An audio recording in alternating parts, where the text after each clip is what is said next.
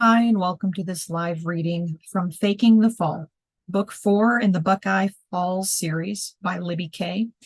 And this is presented by Itsy Bitsy Book Bits. Chapter 1. Alice Snyder prided herself on a lot of things, like being able to name every Chinese dynasty in chronological order, even after a round of drinks at O'Malley's pub. Alice could hold her own with literature scholars from the UK or the US, so long as the discussion went back to Austen or Fitzgerald eventually. She could even make a 4-course German meal, including apple strudel, without breaking a sweat. Yes, Alice was proud of her myriad of accomplishments. The trouble was, they didn't do her any good when her parents stared her down across the breakfast table. Even at 31 years old, one well-timed glare from her father sent Alice right back to adolescence. "What are your plans today, Alice?" her father asked over his bowl of mushy cornflakes. Stephen Snyder had this absurd habit of letting the milk sit so long any crunch in the flakes was a distant memory. The cereal paste was so foul, Alice wagered starving inmates at Guantanamo Bay wouldn't eat a spoonful. If she wanted to put her psychology courses to work, Alice assumed it had something to do with control. That even in his slippers and worn bathrobe, her father would sit and wait for things to go his way. If he wanted his breakfast to be quiet, he'd literally wait out the crunch. The third-degree interrogation is something Alice could handle. In fact, she was used to getting bullied by her father over any table, but it was the soggy cereal she couldn't stand. Averting her gaze from the offending bowl, Alice sipped her coffee and waited for her mother to interject. Yet again, Alice was alone to deal with her father's complaints. "I'm swinging by the library. My first day isn't for another week, but I told Lynn I'd check in." She also had some writing she wanted to do, but she wasn't going to mention that right now. Like most of Alice's hobbies and interests, her parents couldn't understand writing or any creative art as a means to make a living. Donna Snyder perked up at the sound of her daughter's employment, but Alice didn't hold her breath for anything that the least bit supportive. Stephen huffed into his makeshift gruel, but kept quiet. Once his breakfast was eaten, he pushed the bowl away. "That's good. Finding a job is step 1. "Step 1? Alice asked, already hating herself for engaging in this line of conversation. Her father nodded, glancing at his silent wife before continuing. "Your mother and I think you need to find your way. Step 1 is getting a job. Step 2 is finding your own place to live." Now Alice was on alert. "You're throwing me out?" She was incredulous. Of course, she'd been listless for a while, but her parents had never shown her the door before. She never felt any actual pressure to leave the roost. "Not throwing you out, dear," her mother amended. "But you aren't getting any younger." Ah, there it was. Her mother's favorite disagreement, the "your ovaries are quickly turning to dust" argument. Donna Snyder had spent 35 of her 63 years married to Alice's father. Her life had been focused on having children and then waiting, not so patiently, for grandchildren.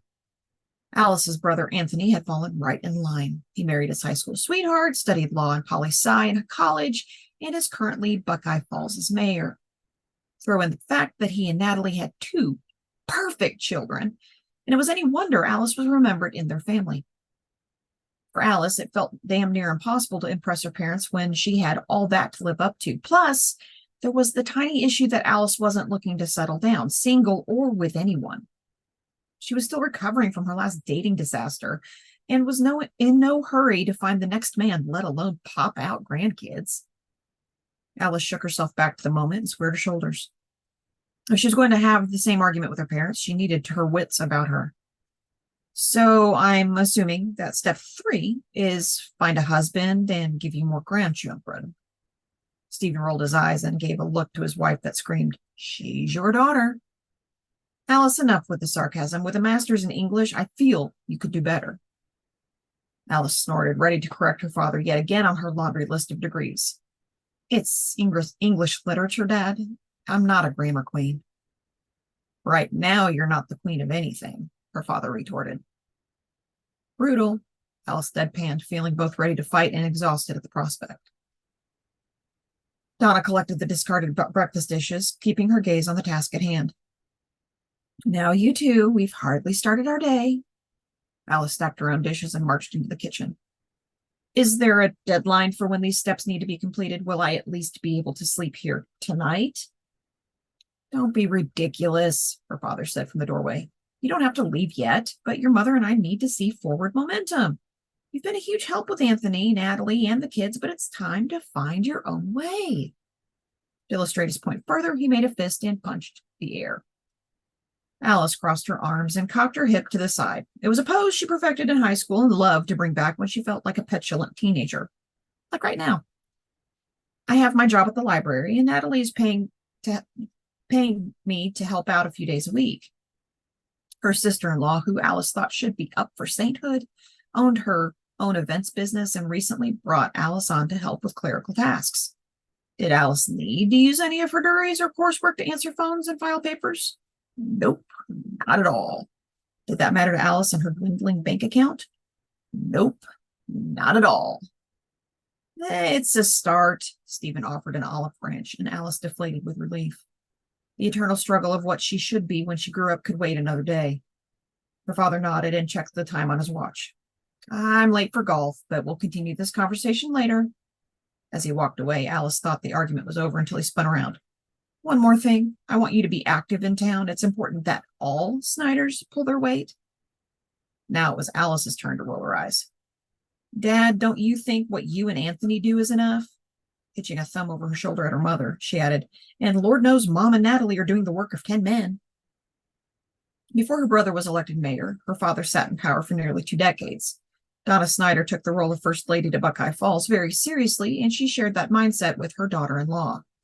The Kennedy wives had nothing on the Snyders.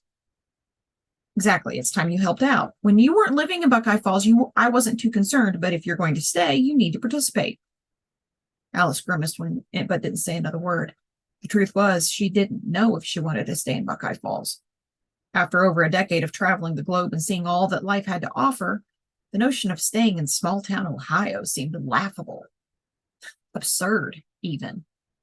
The claustrophobic feeling tugged at her neck, threatening to choke her, and Alice yanked on her collar for relief. Your mother will fill you in. I really have to run. Giving his wife a peck on the neck, Stephen disappeared upstairs, confident his bidding would be done. Washing the dishes, Donna didn't say anything until Alice poured herself the last cup of coffee. Hand me that pot, will you? Her mother asked, holding up a manicured hand covered in soap suds. Sure. Alice handed her mother the pot and rested against the counter.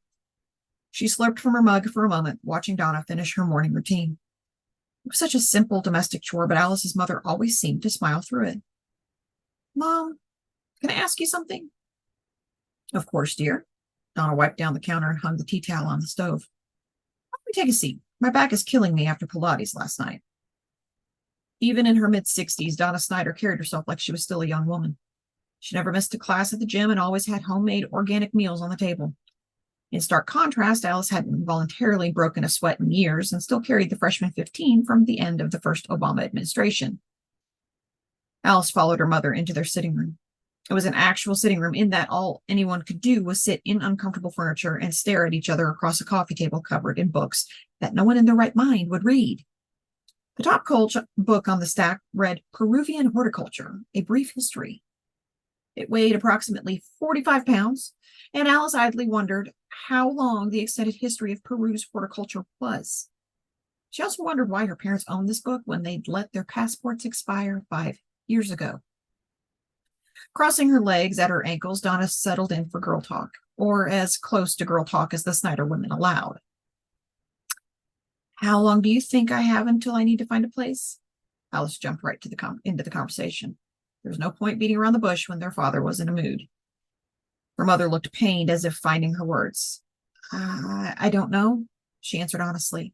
You know your father. Right now he's not giving dates, but it's possible he could change his mind. Helpful, Alice quipped, draining the last drop of coffee and setting the mug on the coffee table. There weren't any coasters, so she settled for an old issue of Vanity Fair. Hopefully, Jennifer Lawrence wouldn't mind a coffee circle around her ear.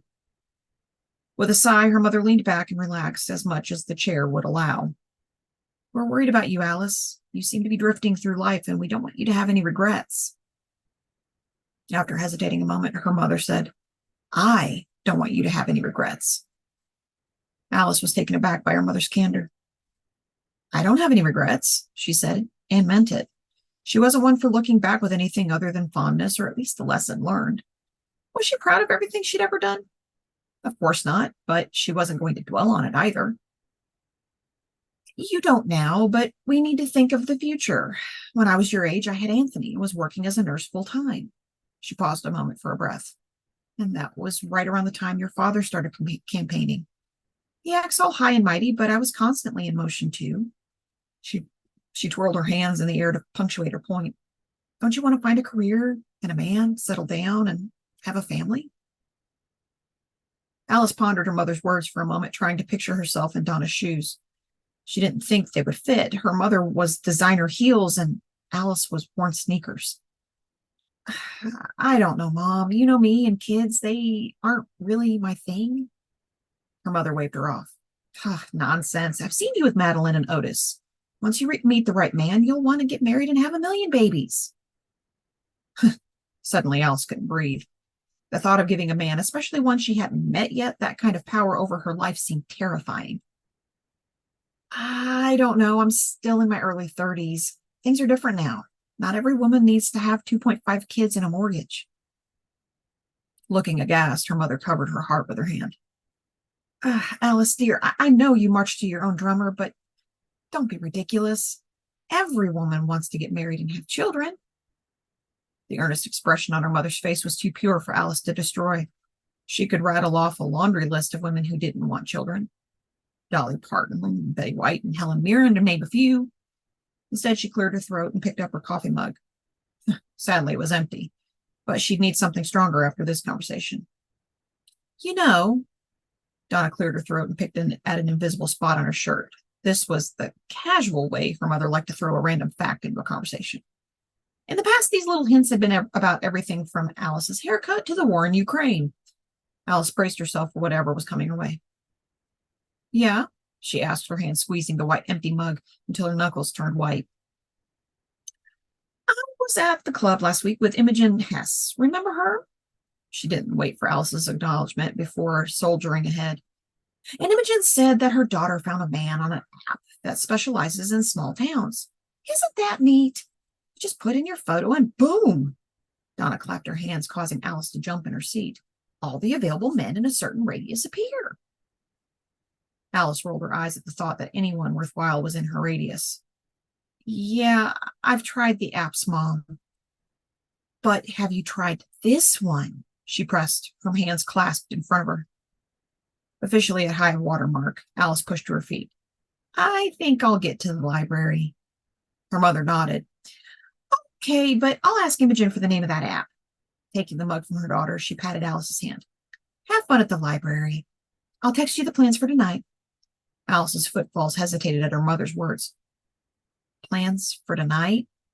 There's a town council meeting and Anthony needs help afterwards. There is a committee for the fall festival. We thought it would be a good way for you to give back. It sounded like a fate worse than death, but Alice held her tongue. Fine, I'll see you later. As she collected her things and stumped out to her beat-up car, Alice craved something different. Sure, she'd go to the meeting tonight and throw around a couple ideas about pumpkins or hay rides. She wasn't about to take on that type of work. It wasn't what Alice did. Granted, Alice needed to figure out what she wanted to do, but she still had time. The trouble was she needed her parents to get off her back for a while. Otherwise, she'd have to figure her life out a little sooner than she wanted. James Gibson stared at the black canvas in front of him. The taunting white void made him feel like an utter failure. Oh, come on, he groaned at the empty space just begging him to create. You've done this 1,000 times before, he chided himself. Taking a finger, he traced the edge of the canvas and sighed. Nothing was coming to him. He was officially out of inspiration. What a frightening notion. Finally, James gave up and tossed his paintbrush across the studio. The wooden stick ricocheted off the wall and clattered next to yesterday's fallen brethren. The stack of brushes was quickly becoming a monument to his failure. It had been nearly a year since James completed a piece. This much time between inspiration was not only unheard of, but it also scared him to death. James hadn't been himself for a while, but it hadn't stopped his creativity from shining through. Pinching the bridge of his nose, James decided a change of scenery would help. He washed his hands and stalked out of his creative space. When he entered the rest of his house, James thought he might see part of the problem. When he'd left New York and his ex-wife behind, James purchased a fixer-upper in the small town of Buckeye Falls, Ohio. He had every intention of fixing up the house and reconnecting with his creativity. Trouble was, he hadn't reconnected with his art. For all his troubles, he had a brand new kitchen to show for his efforts. While he was proud of the improvements, they weren't anything he could show or sell. It was a hollow victory, a testament to his creative block. Back in New York, the hustle and bustle weren't doing anything for his work. Throw in his failed marriage, and James wanted to be as far away from the memories of betrayal.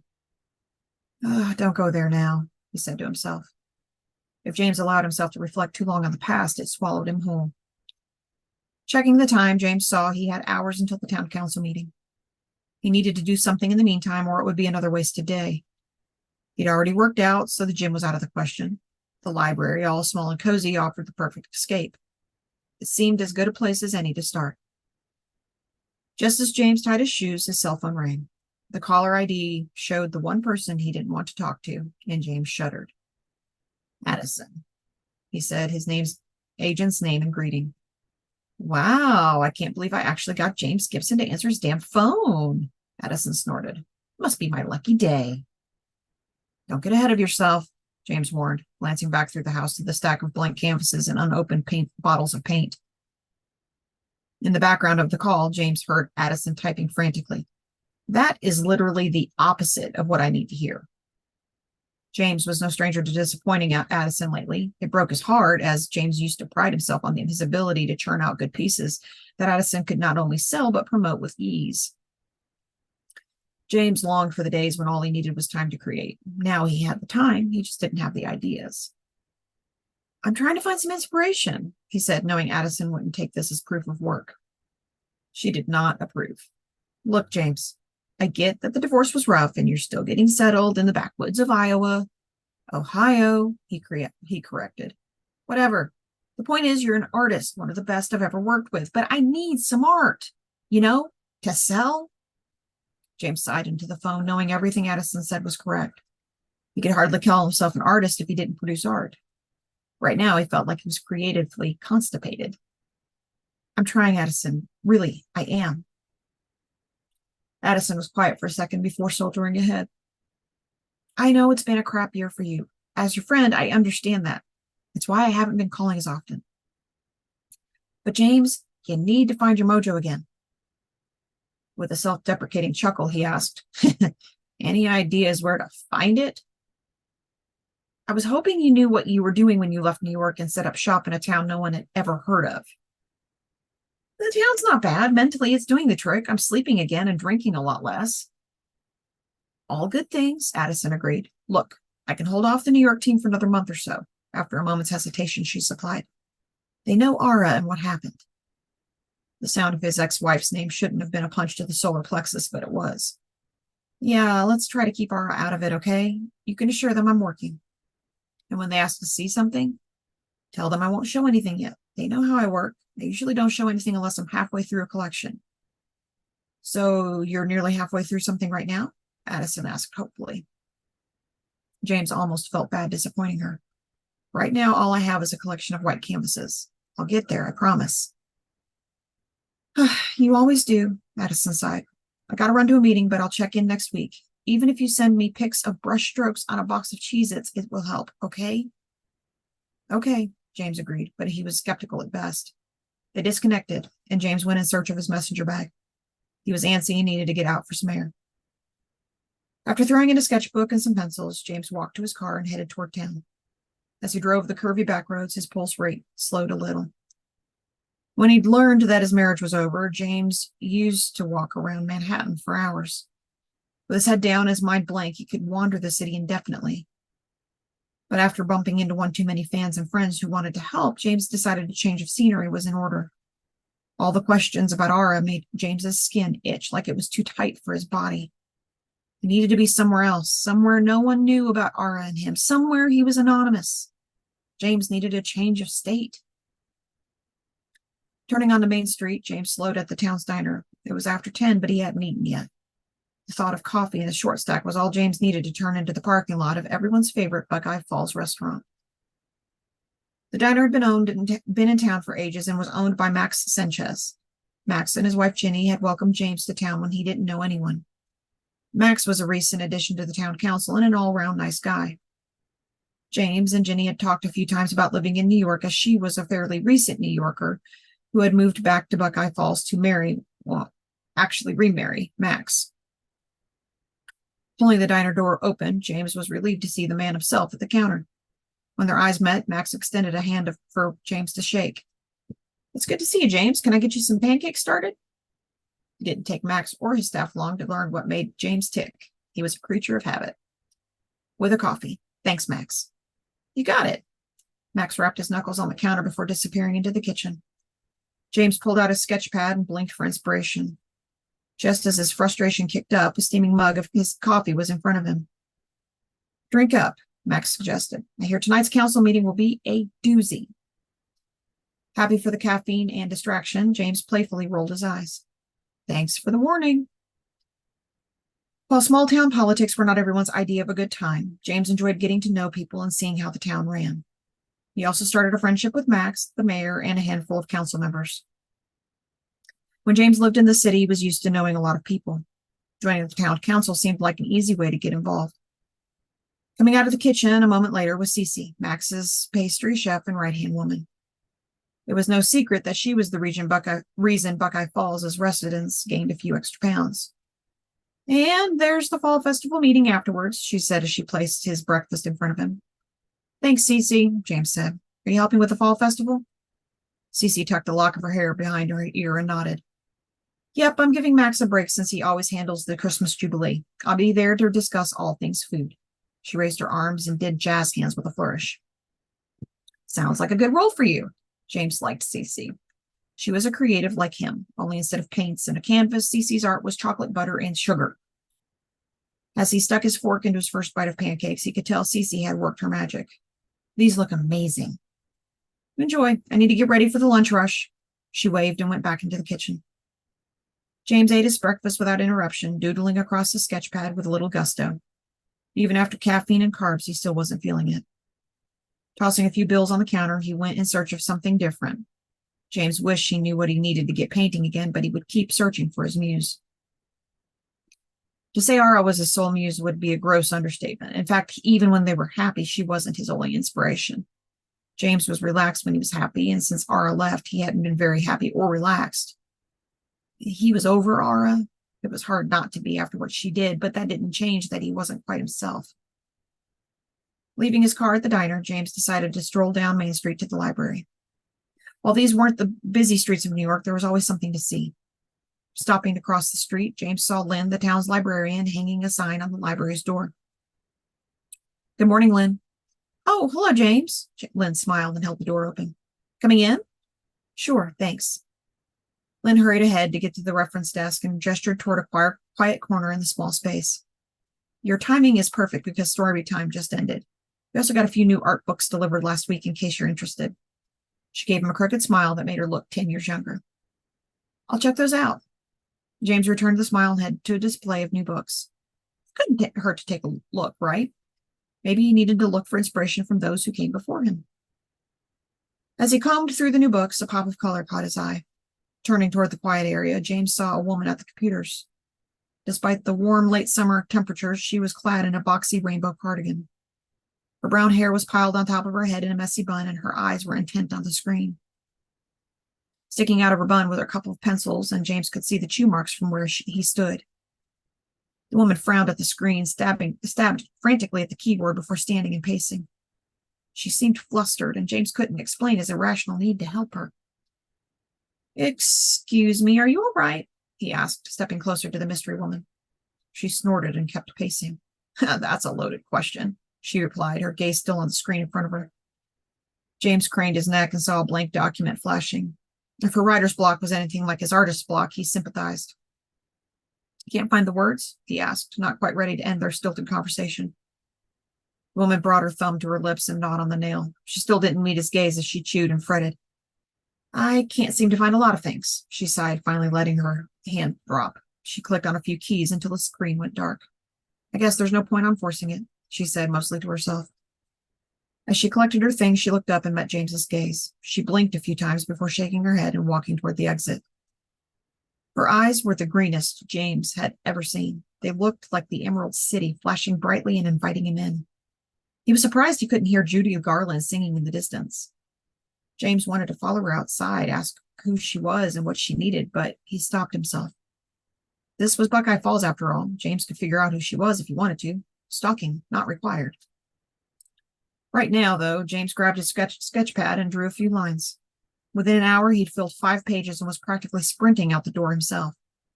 He wasn't sure if it was the pancakes, the library, or the mystery woman, but James had a slew of ideas that were dying to be painted. And he wasn't about to lose inspiration.